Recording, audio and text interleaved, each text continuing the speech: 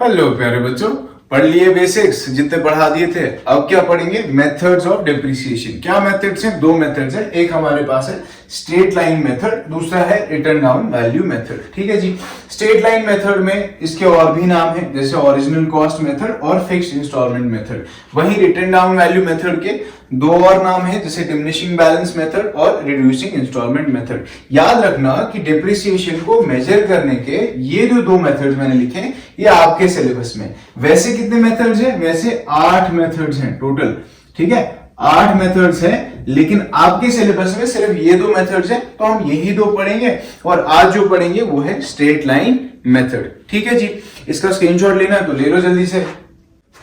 चलिए जी, अब carry on करेंगे स्ट्रेट लाइन मेथड को ही। ठीक है, स्ट्रेट लाइन मेथड में मैं क्या बता रहा हूं कि स्ट्रेट लाइन मेथड में क्या होता है, पहले ये समझो। ठीक है, स्ट्रेट लाइन मेथड में क्या होता है, एक फिक्स्ड अमाउंट ऑफ डिप्रिसिएशन हर साल चार्ज होगा। समझने की बात है। जैसे मैं कह रहा हूं कि मैंने कोई मशीनरी परचेज किया। मशीनरी क्या है? Tangible fixed asset. Tangible fixed assets पे क्या लगता है? डेप्रिसिएशन। ठीक है, इसको मैंने परचेज करा है 1 लाख रुपए में। ठीक है, 1 लाख रुपए में परचेज किया और इसमें डेप्रिसिएशन जो लगाना है वो एट द रेट ऑफ 10%। ठीक, तो पहले साल में जो डेप्रिसिएशन लगने वाला है वो कितना होगा? 10,000 रुपए सर। ठीक है, जिनको कैलकुलेट करना नहीं आता वो भी बता दे रहा हूं कि 1 लाख का 10% कैसे कैलकुलेट किया जाएगा। 1 लाख इंटू 10 डिवाइडेड बाय 100। ठीक है, ये जीरो से ये जीरो गया, ये जीरो से ये जीरो गया, कितना बचा सर? 1 0 2 0 3 0 4 0। ठीक है, कितना होता है? 10,000। तो 1 लाख का 10% है जी 10,000 रुपए। ठीक, तो साल जो है पहला वाला उसमें 10,000 लगा। अब क्योंकि स्ट्रेट लाइन मेथड है या फिर फिक्स्ड इंस्टॉलमेंट्स मेथड है, तो ईयर 2 में फिर से कितना होगा? 10,000। ईयर 3 में फिर अपने पास कितना होगा? 10,000। यानी कि स्ट्रेट लाइन मेथड में हर साल सेम अमाउंट ऑफ डेप्रिसिएशन लगता है। याद रखना यहां पे मेरी ये बात, डेप्रिसिएशन चार्ज किया जाता है जब से हम एसेट को यूज करते हैं। यानी कि अगर यहाँ पे मैंने एसेट सबसे पहले शुरुआत में खरीदा था साल के बीच में, ठीक है, 6 महीने बाद, तो अगर मैंने साल के बीच में एसेट को परचेज करा तो मैंने उस साल उसको कितने टाइम के लिए इस्तेमाल करा? शाबाश, जल्दी बताओ।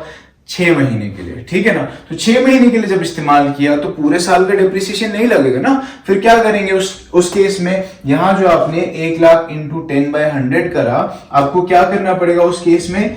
1 lakh into 10 by 100 into 6 by 12, है ना, क्योंकि 6 ही महीने के लिए इस्तेमाल कर रहा हूं और 12 महीने होते हैं हमारे पूरे साल में। तो ये जीरो से ये जीरो गया, ये जीरो से ये जीरो गया। 6 1 आर 6, 6 2 आर 12। ठीक है जी। अब सर 2 1 आर 2 और 2 5 आर 10, ये हो गया हमारा 5,000। ठीक है, यहां पे आ जाओ तो हमारा पहला अमाउंट ऑफ डेप्रिसिएशन क्या होगा? 5,000। और फिर अगले साल में, अब मैं एसेट को अगले साल कितने टाइम के लिए यूज कर रहा हूं? मान के चलते हैं पूरे साल के लिए, तो उस टाइम पे कितना डेप्रिसिएशन लगने वाला है? 10,000। फिर तीसरे साल में फिर से इस्तेमाल पूरे साल के लिए कर रहा हूं तो 10,000। ये चीज क्लियर हो गई। तो डेप्रिसिएशन क्या लगता है? हमेशा जब से एसेट को यूज करते हैं वहां से ही डेप्रिसिएशन चार्ज किया जाता है। ये चीज क्लियर हो गई। ये तो यहां सिंपल है कि मुझे रेट दिया गया था तब मैंने डेप्रिसिएशन कैलकुलेट कर लिया। अब मान लो अगर मुझे ये रेट नहीं दी, मुझे अमाउंट ऑफ डेप्रिसिएशन कैलकुलेट करना है, तब हम क्या करेंगे? तब हम ये फॉर्मूला इस्तेमाल करेंगे। ठीक है, अमाउंट ऑफ डेप्रिसिएशन के लिए क्या फॉर्मूला होगा? Total cost of assets minus scrap value divided by estimated useful life या एस्टिमेटेड वर्किंग लाइफ, जो भी तुम्हारी मर्जी है, जो बुक्स में लिखा है, जो तुम्हें समझ में आए वो समझो। टोटल कॉस्ट ऑफ एसेट्स मैंने पहले भी बताया।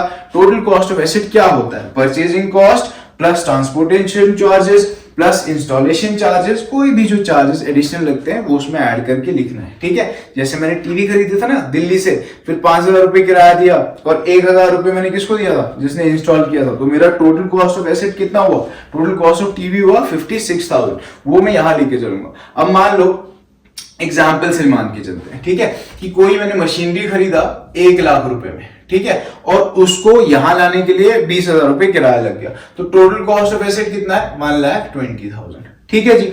उसके बाद ये मैं 10 साल चलाता हूं। 10 साल चलाने के बाद 20 साल में मैं इसको बेच रहा हूं, 20,000 में मैं इसको बेच रहा हूं। ठीक है, तो 10 साल इसकी क्या हो गई?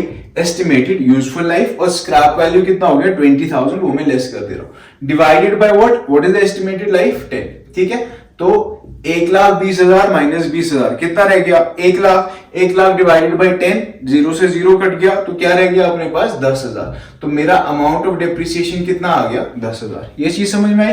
तो ये तो हो गया सर, ये हमें समझ में आ गया कि एसएलएम में 10,000 डेप्रिसिएशन आ गया पहले साल में, अगले साल में फिर से 10,000 ऐसे कैरी ऑन करेंगे। लेकिन सर कितना इजी होगा ना कि अगर हम रेट ऑफ डेप्रिसिएशन निकालना भी सीख जाए। तो रेट ऑफ डेप्रिसिएशन के लिए again we have this formula. Rate of depreciation में क्या है? Amount of depreciation divided by total cost of asset into 100। अभी वही एग्जांपल लेके चलो, ठीक है ना, जहां पे मेरा अमाउंट ऑफ डेप्रिसिएशन 10,000 आया, यहां पुट करो अमाउंट ऑफ डेप्रिसिएशन कितना है? 10,000, ठीक है। टोटल कॉस्ट ऑफ एसेट कितना है? 1,20,000, ठीक है। इनटू कर दो जी 100 से। चलिए जी, अब ये 0 से ये 0 गया, ये 0 से ये 0 गया, ठीक है, और ये 0 से ये 0 गया, ये 0 से ये 0 गया, ठीक है। तो अपने पास क्या बचा? 100/12।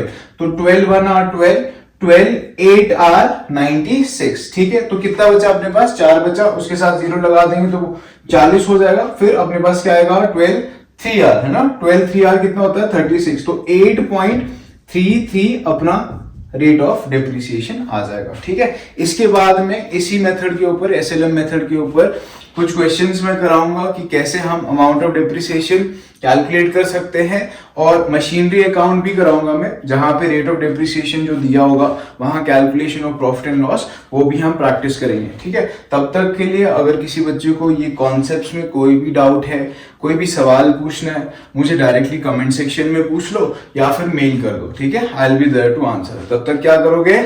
पढ़ते रहोगे और टॉपिक्स को इजी बनाते रहोगे।